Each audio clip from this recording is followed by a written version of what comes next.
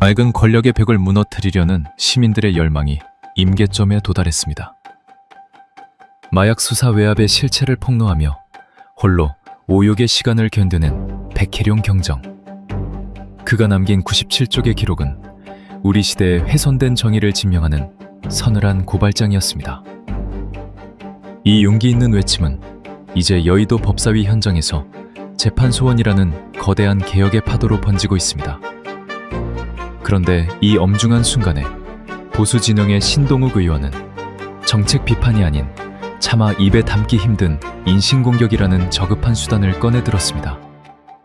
사법부의 성역을 지키기 위해 조국 혁신당 박은정 의원을 향해 변호사 개업하면 돈 많이 벌겠다는 식의 치졸한 비아냥거림으로 본질을 흐리려 한 것입니다.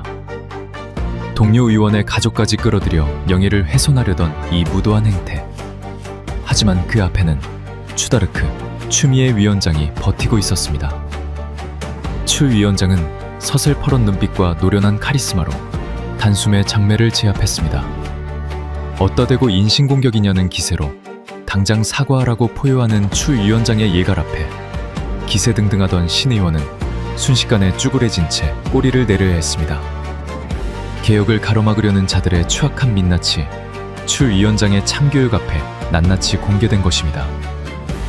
여기에 헌법 수호자 손인혁 사무처장이 논리적 빈곤에 허덕이는 법원 행정처장 박영재를 어떻게 처참하게 무너뜨렸는지, 백혜룡 경정의 눈물을 닦아줄 재판소원 도입을 둘러싼 살벌한 현장을 지금 바로 생중계합니다.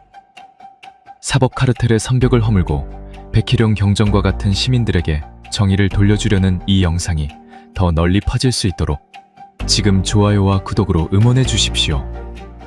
여러분의 공유가 무너진 정의를 바로 세우는 강력한 무기가 됩니다.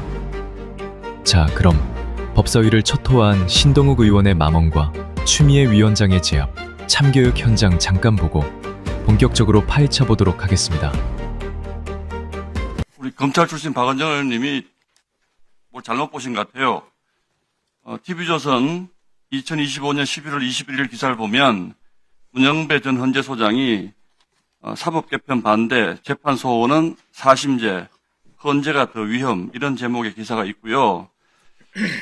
문영배 전 대행이 뭐라 그러냐면 재판을 3번이다 4번이다 계속하면 좋다는 것은 진 사람의 이야기지 이긴 사람은 재판 한 번 하면 좋다, 이렇게 얘기합니다.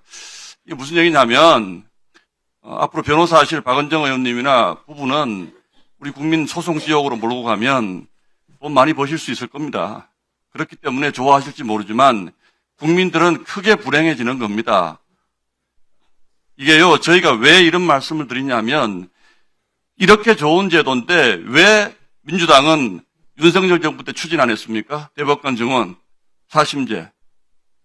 왜 이재명 대통령 재판으로 문제 생길 것 같으니까 부랴부랴 이걸 했습니까? 우리 김용민 간사님 수년간에 걸쳐서 이게 우리 시민사회의 수기를 거쳤다고 그러고, 우리 위원장님은 김재섭 우리 의원이 최근에 와서 모른다 이런 말씀도 하시는데 무슨 그런 궤변이 있습니까? 작년 국정감사에서는 우리 민주당 국민의힘 의원들이 질의를 한 것이지 이 법안을 두고 토론한 것이 아닙니다.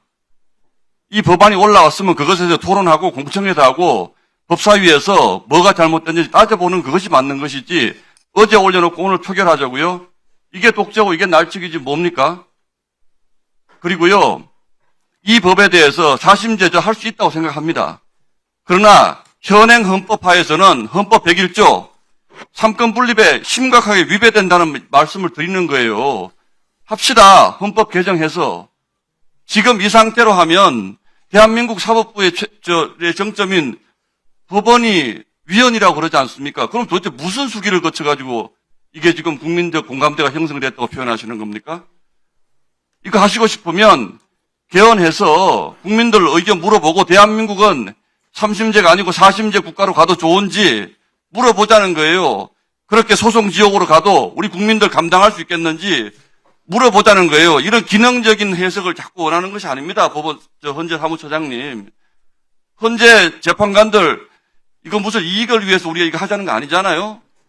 우리 사법부는 국민들의 인권 보호를 위해서 존재하는 곳 아닙니까?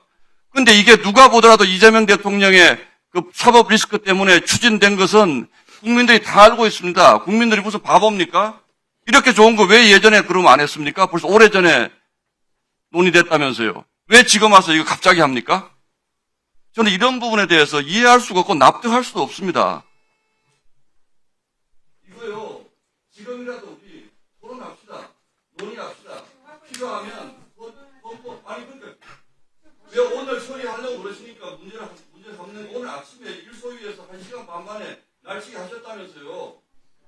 1시간 만에 이렇게 하면 안 된다는 거예요.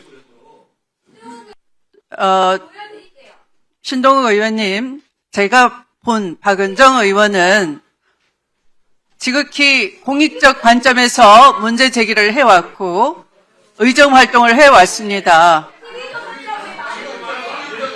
아마 그런 평가는 저 개인의 평가가 아니라 여러 차례 온 국민이 보셔서 인정할 만한 그런 평가일 겁니다. 그런데 느닷없이 개인뿐만 아니라 그 가족까지 인용해서 돈을 많이 벌 것이다 하는 것은 심각하게 명예훼손적인 발언이 맞습니다. 사과하셔야 됩니다. 자, 신동욱 의원님의 발언 주의해 주시기 바랍니다. 지난 윤석열 정부 내내 했던 하나의 전략이 뭐였냐면 그냥 이재명이었습니다. 지금 정권이 바뀌었고 국민주권 정부가 됐는데도 불구하고 그리고 대통령께서 너무나 잘하고 계시고 지금 또 나경원 의원님이 코스피 뭐 절대 5천 못한다고 그렇게 큰 소리 치시더니 지금 오늘 5,300이 됐다는 거잖아요. 그러니까 할 게 없으니까 지금 다시 또 이재명 뭐 이렇게 전략을 하시는 것 같아요. 재판소원이 그 대통령하고 아무 상관없는 이 제도입니다. 이 법이 왜 이렇게 그 국민들께서 국민의 기본권을 보장하기 위해서 재판소원을 지금 요구하고 계시는가 하면은 지금의 사법부에서 벌어지고 있는 저 재판이 사실은 좀 사법 불신이 큰 거예요. 지난 국민에 대한 여론조사를 보시면 사법부에 대한 불신, 특히 이제 조희대 대법원장 체제하에 사법부에 대한 불신이 굉장히 높습니다. 과반이 넘고 70% 막 이렇게 나오는 경우도 있었거든요. 근데 그 재판 과정에서 국민의 기본권이 침해당하는 경우가 모든 재판을 다시 재판하는 것이 아니고 그렇게 호도하시면 안 됩니다. 국민의 기본권을 침해하는 재판에 대해서 그 헌법재판소에서 하는 일이 그거니까요. 그래서 기본권을 침해하는 재판에 대해서 다시 들여다보는 그런 제도입니다. 그 존경하는 문형배 헌재 소장 대행께서 이게 위헌이다라고 계속 얘기하셨다고 하셔서 제가 지금 뉴스를 계속 검색을 해봤거든요. 그 위헌이라고 주장하신 적이 없으세요. 그러니까 국민의힘 의원님들이 왜 자꾸 호도하시는지 모르겠어요. 이렇게 막 이렇게 부풀리시고요, 왜곡하시고 오늘 대법원 쪽에서도 그러시더라고요. 위헌이라고 계속 얘기하시고 그 문영배 소장 대행께서는 이게 한국적 제도에 맞는가, 우리나라의 제도에 맞는지 검토해봐야 된다고 하시면서 찬성하는 듯한 또 태도도 취하시기도 하셔가지고 우리 또 신동욱 의원님 출신인 TV조선에서는 문영배 대행 그 재판소원 찬성 이런 기사가 또 뉴스도 또 났어요. TV조선에서는. 그러니까 그 아닌 주장을 가지고 이재명 대통령 때문에 이 재판소원을 한다. 그리고 이것은 위헌이라고 문영배 헌재 소장도 대행도 얘기했다. 막 이런 잘못된 주장을 계속 하셔서 국민들께 그건 좀 바로 잡고 싶어요. 헌법재판소에서 이 재판소원은 입법사항이다. 이렇게 결정을 내셨고 그 결정에 대해서 수많은 재판에서 한 2,000건 정도 재판에서 인용이 되고 있었다는 거죠. 그러니까 그 부분에 대해서 한 번만 더 헌재 사무처장님께서 설명을 좀 해주셨으면 좋겠습니다. 네, 알겠습니다. 헌법재판소법 68조 1항에 대해서는 헌법재판소가 과거 수차례 합헌적인 판결을 내렸습니다. 다만 한정위헌 결정 취지로 일부 법원이 헌법재판소가 위헌으로 결정한 취지의 법률조항을 그대로 적용한 재판은 위헌이다라는 식의 한정위헌 결정을 내린 바는 있습니다. 헌법재판소에는 원칙적으로 구류, 건바, 172 등 결정이 재판을 헌법소원의 대상으로 인정할지 여부는 입법자의 결정 사항이라고 명시적으로 판시를 하고 있습니다.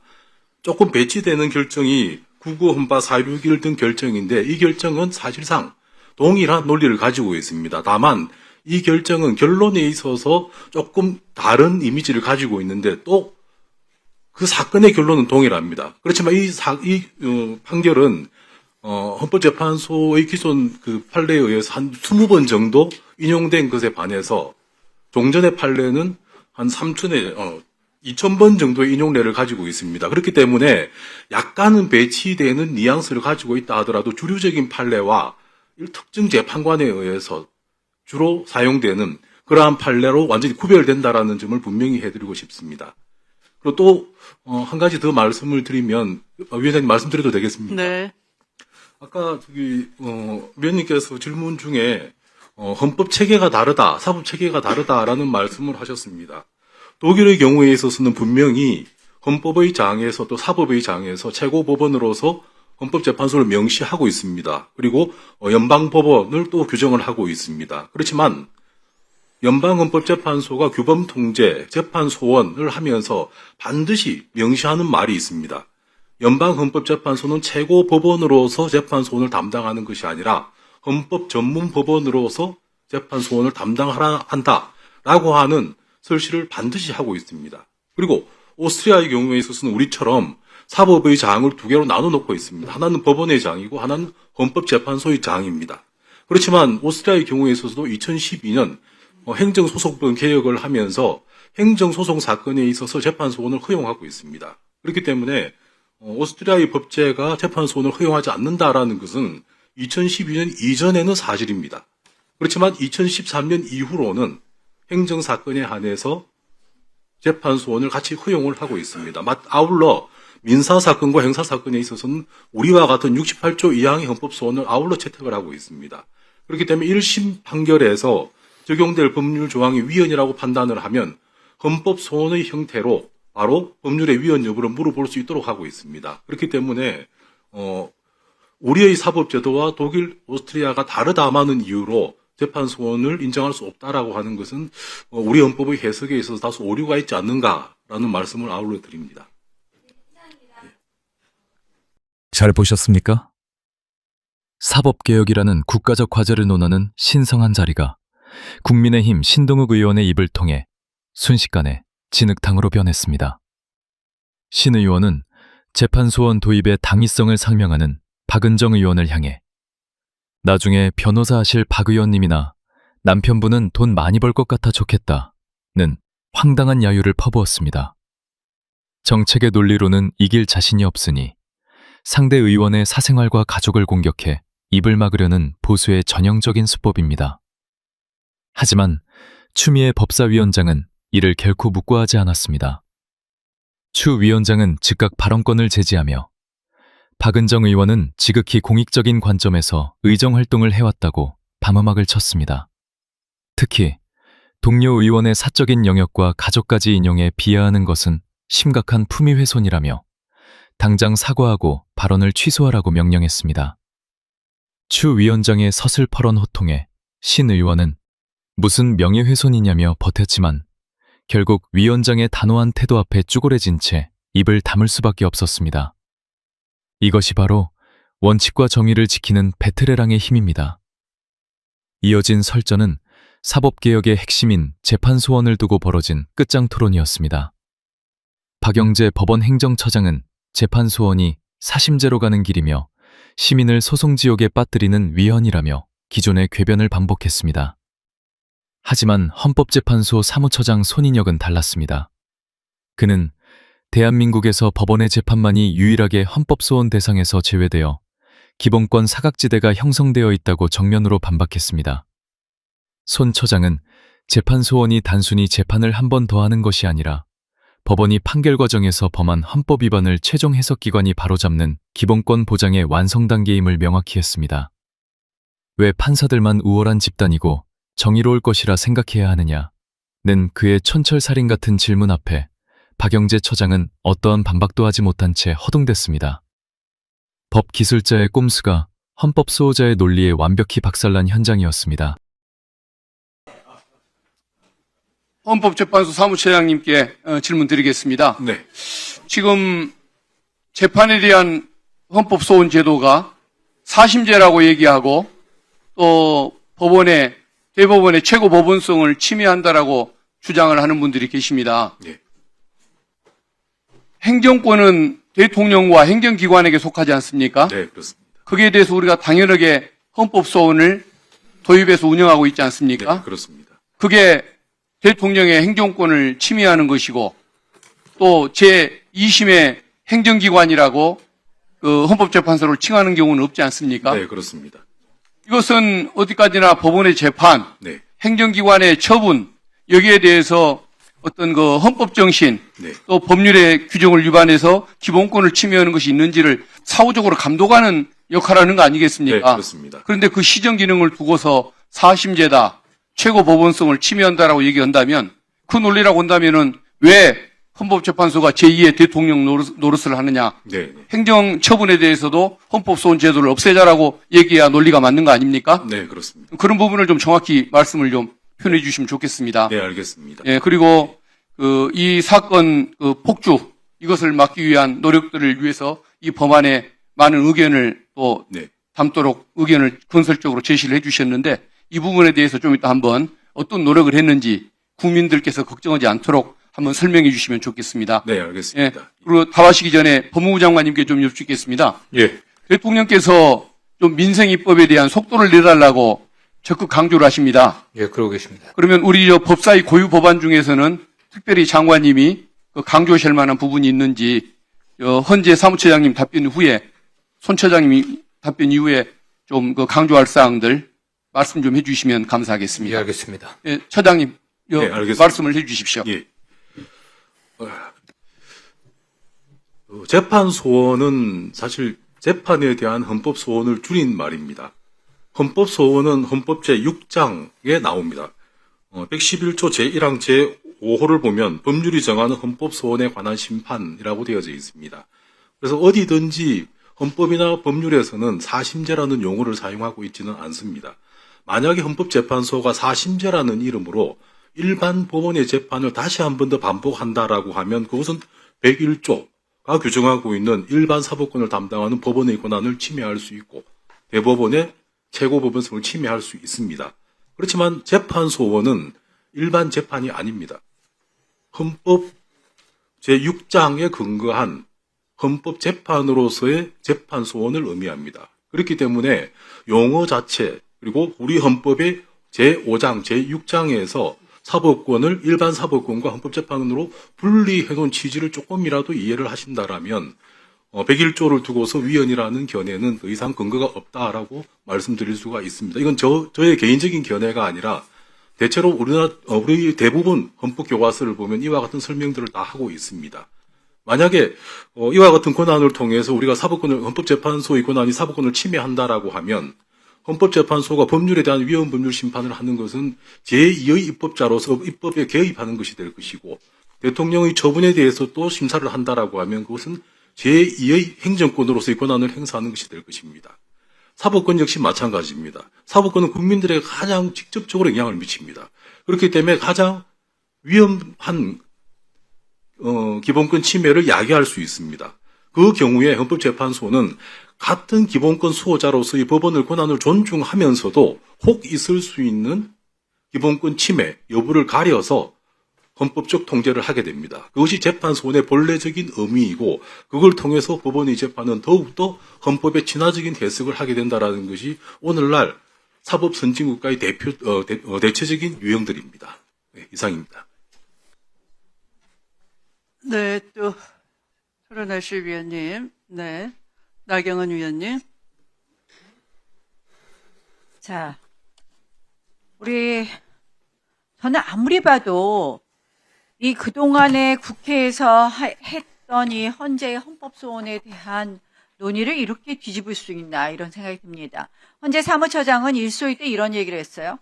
재판소원은 위헌이라고 한 그 헌재의 결정에 대해서 큰 의미가 없다는 식으로 얘기를 하면서 말씀하시면서 97년 결정이 한 번 있었고 2001년 결정에는 분명히 재판소원에 대해서는 이 부정하는 것을 헌재가 스스로 결정했었습니다. 맞죠?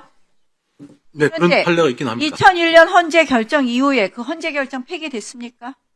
아닙니다. 폐기되지 않았습니다. 저는 헌재 결정에서도 이미 이 재판 4심제에 대해서는 안 된다, 헌법 위반이다, 헌재가 결정해놓고 이제 와서 이걸 갖다가 뒤집는다? 이건 헌재의 자기 부정이다라고 생각을 하고요. 이런 한정위원 해석에 따라서 한정위원 된 법률을 적용한 것에 대해서 한정적으로 재판을 다시 하는 부분에 대해서 이 국회에 몇 번이나 법안을 낸 의원들이 있었습니다. 근데 그때마다 국회에서 전문위원 보고서에 이렇게 돼 있어요. 헌법상 최고법원의 의미를 둔 이 헌법 규정에 큰 혼란이 생긴다. 그래서 이 제도를 만들면 되지 않는다는 것이 전문위원회 헌법재판소 개정안을 또 발의하니까 역시 같은 취지로 지적을 해서 심사가 되지 않았습니다. 2013년에도 역시 헌재법 개정 의견을 국회에 제출했는데 그때는 헌재 소장이 냈죠. 국회에서 역시 심사 없이 폐기되었습니다. 헌법이 바뀌지 않았습니다. 무엇이 바뀌었습니까? 오로지 바뀐 것은 이재명 대통령의 죄를 지우기 위한, 여기 저희가 다 써놨잖아요. 이 이유밖에 없습니다. 아무것도 바뀌지 않았는데 지금 갑자기 이 위헌적인 이 재판 소원이라는 이름으로 4심제를 내민다? 저희 사법제도는 독일 제도가 아닙니다. 오스트리아식 사법제도입니다. 오스트리아식 사법제도는 절대로 이 재판 소원, 한마디로 판결을 다시금 헌법재판소에 가져가지 않는 것입니다. 독일은 사법권이 연방헌법재판소, 연방대법원에 속한다라는 규정이 있기 때문에 독일은 헌법재판소로 이것이 가지만 우리는 오스트리아식입니다. 오스트리아식은 헌법재판소에 판결을 가지고 가지 않습니다. 이것은 대법원의 확정력, 판결의 확정력을 흔들고 그리고 무한 소송이 반복되게 하는 것입니다. 저는 이 위헌적인 헌법재판소의 재판 소원을 하는 4심제 저희가 당연히 받아들여서는 안 된다는 네. 이 헌법재판소법 개정이 자꾸 날치기라고 말씀하시는데요. 왜 날치기입니까? 충분히 토론했고 이 법이 지금 논의가 시작된 지가 아주 오래됐어요. 아까 헌법재판소에서도 오전에 심사 과정에서 얘기하긴 했지만 이미 2013년에도 헌법재판소는 연구 보고서를 내면서 계속 의견을 내고 있었던 것이고 학계에서는 이미 오래전부터 헌법재판소를 설계할 때부터 이 논의가 있었습니다. 그리고 시민사회에서도 끊임없이 재판소원은 인정돼야 된다는 논의가 있었습니다. 더 나아가서 대한민국 헌법 체계하에서 헌법의 최종 해석권을 가지고 있는 헌법재판소가 이미 너무도 많은 판결을 통해서 재판소원은 합헌이다. 이렇게 판결을 해왔습니다. 그런데 이제 와서 무슨 그게 갑자기 우리가 논의해서 처리한 것처럼 말씀을 하십니까? 그리고 어제 충분히 사전에 오늘 회의에 대해서 말씀을 드렸고 오늘 회의는 여야 합의로 진행이 된 것입니다. 내용은 합의는 안 하셨겠지만 절차 진행에 대해서는 합의로 진행됐다는 것을 분명하게 말씀드립니다. 그리고 이게 아까도 헌재 결정에 배치된다라고 하시는데 헌재 결정 조금 이따 우리 사무처장님께서 많이 말씀해 주시겠지만 헌법재판소는 수많은 판결을 통해서 거의 일관되게 재판소원을 인정하고 있습니다. 그리고 우리 사법체계를 변경한다라고 하는데 헌법재판과 사법부에서의 재판은 분명히 다릅니다. 다른 체계를 혼용해서 마치 4심제다라고 비판하는 것은 잘못된 비판이라고 합니다. 분명히 그렇게 해야 됩니다. 오히려 이 재판소원이 도입이 되면 사법부가 헌법과 법률에 따라서 그리고 헌법 103조처럼 양심에 따라서 재판을 할 것입니다. 그렇게 하지 않는 경우에는 헌법재판소에서 자신이 한 판결이 취소될 수 있다. 그것이 기본권 침해라고 인정될 수 있다라는 부담감이 생기기 때문에 법원의 재판이 훨씬 더 공정하게 이루어질 것입니다. 그런 예방적 효과가 이 재판 소원에는 가장 중요한 효과일 수 있다고 저는 생각합니다.